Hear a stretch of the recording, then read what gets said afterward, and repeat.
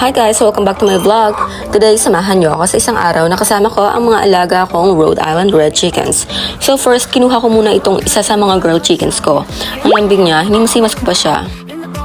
Tapos nang ibababa ko na siya, OMG, wait, biglang lumapit yung barakong manok. 5 minutes pa lang ako. So, ayan guys, look, may kalmat ako sa binti, ita at braso. Tapang-tapang nito. Medyo nawala yung pagka-demure ko dun. Napamura ako. Pero okay lang, vlogis life, tuloy pa rin tayo. So, ayan, pinapakita ko na sa inyo ang mga alaga ko. Ang gaganda ng balahibo nila, ang lulusog. Wow! Sarap nila kumain. Yummy! Sarap din nila kainin. At syempre, malinis ang paligid. May konting ipit lang. Pero normal lang yan guys, don't worry. Look at this. Ito nga pala yung pinagawa ko. Hapuan nilang kawayan. Kung enjoy sila dito Wow!